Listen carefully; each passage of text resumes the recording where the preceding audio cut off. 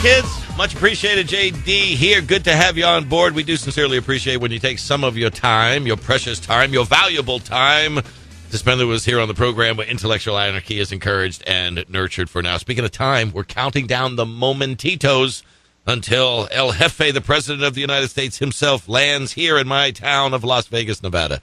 Estimated to be on the ground somewhere between 12:20 and 12:30 at McCarran International Airport, where he will be whisked over to the University of Nevada, Las Vegas, and he will then tell the college students just how crappy their future is.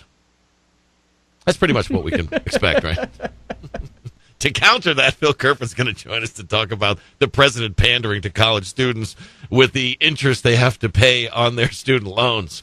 Oh, poor me another. Marcelo back with us after a 24-hour flu bug virus, something or other percolating through his system, looking marvelous as usual. Brad producing the program, emails at the website, jerrydoyle.com. Poll question up there for you today. For years, people have been saying America's best days are behind us. For example, in one of the articles that I looked at on this, Glenn Beck says our republic won't make it to 2016.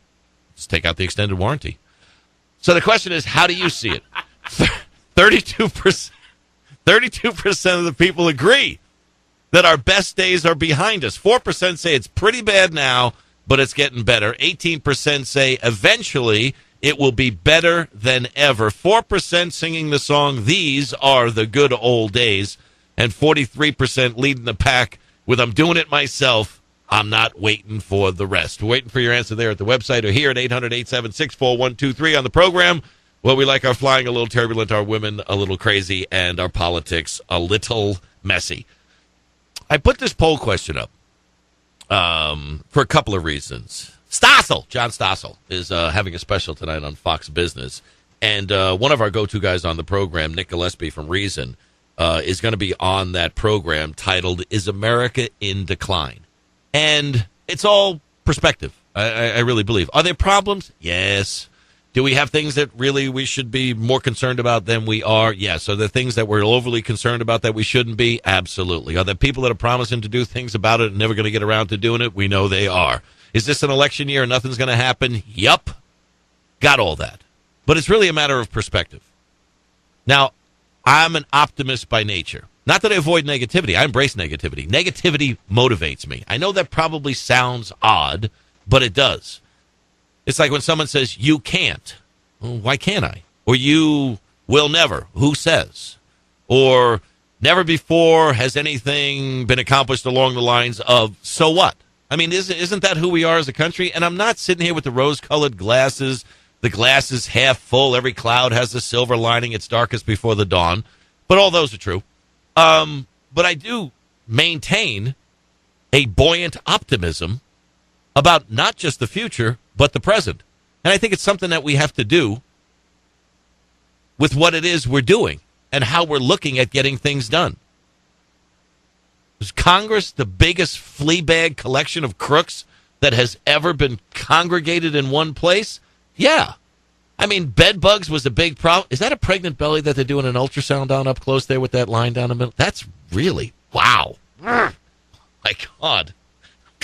Did you see that up there? I just ate, man. Wow, that was rude. Anyway, although pregnant ladies are kind of hot. Where was I diverting to? Oh, about how you look at things. I mean, there is a whole, I guess, set of stuff that we can look at and just go, it's bad. It's bad. It's really bad. It's bad, it's bad, it's bad, it's bad, it's bad. And it can be, and it is to a certain degree. But what has to change before things start to change? There has to be a belief that it's going to get better. We kind of wrapped up the program a little bit yesterday when I was talking about how Germany has said to members of the European Union who want to put money on deposit in Germany, we're going to pay you less than zero. Not a DVD of the movie starring Robert Downey Jr., but we're going to pay you less than zero. 0.005 minus rate of return because there's a flight to safety. And the perception in the EU is the only place that has its fiscal act together is Germany. So everybody wants to take their money and put it over there because even if they're not getting a decent rate of return or any rate of return, positive rate of return on their money, they know their money's going to be there. So Germany says, here's the deal, guys. You want safety? We got it. You want a place where you don't have to worry about your money not being there? We can offer that to you.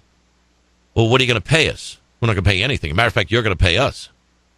You're going to pay us to put your money in a place that's safe, and when the storm clouds have passed over, then you can come back, get your money. You know your money's going to be there, and then you can take it back and put it in another place where it's now safe to resume doing business, whether that's Spain or Greece or Italy or wherever. And I was struck by that kind of mentality that the Germans had, as opposed to the just complete opposite of what we're doing here. Please, please, please do business with us. We got our Treasury Secretary, the crook Tim Geithner, Secretary of State Hillary Clinton, Fed Chair Ben Bernanke, and a host of others that are kowtowing to communist China and other debtor nations that we're indebted to, and saying, please, please take our treasuries, please take our money. Please, can Tiny Tim have the goose for Christmas? And we go over there and say, steak knives, got them. Toaster, anybody need a toaster? Toaster. Yeah, we got treasuries and a toaster. We got treasuries and green stamps. We got treasuries and steak knives. We have to get a little bit more to the screw you mentality. We have to be a little bit more like Germany, not just in terms of how we handle our money, but in terms of how we act as a nation. We should be telling the rest of the world, yeah, are things messed up? Sure. Are we spending too much money? Absolutely. Is Congress serious about avoiding the fiscal cliff? No. Everything's being pushed till after the election, after the election, after the election. Supposedly the cliff keeps getting extended beyond the election. But in reality, until we start to remember who we are, what it is we're capable of doing, the things that we have done, and the things we need to get done, that attitudinal shift has to take place. Attitude controls altitude. Think about it. For all of you pilots, student pilots, and wannabe pilots, the attitude of the aircraft, the attitude, nose up, nose down, pitch, controls the altitude. You pitch up, you go up. You pitch up too high, you stall out, and you come down. You pitch down, you go down. You pitch down too much, you auger in. Attitude controls altitude. We don't have the right attitude in this country. Now, what's dragging that attitude down? Is it we the people? Is it the politicians? Is it the punditry? Because I'm over it. I'm over this it's over in America kind of attitude. The best days are behind us. What the hell did people fight in wars for? What did our parents and grandparents sacrifice for? Why did people bother coming here in the first place? Oh, it's so difficult. Oh, I have to pay more interest on my student loans. Really? Really? I would never bring a child into this world at this time. Just look at the conditions we're facing. How about going across the country in a covered wagon on 127 degrees in Death Valley when you didn't even know it was Death Valley, but that's probably how it got its name. Martha, as I look around here in the fruited plains of a tundra, we don't even know what to call it yet. I don't think it's a good time to bring children into the world. You're right, Seth. It's not a good time to bring children into the world.